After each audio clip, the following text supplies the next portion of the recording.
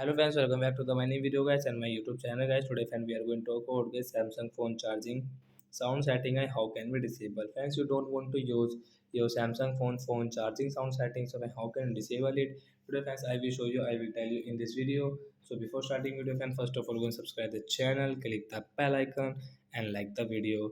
So first of all guys, you will have to own guys your phone setting guys. After on phone setting, as you can see this tab setting in your Samsung phone device. So like how to disable guys phone charging sound in Samsung mobile.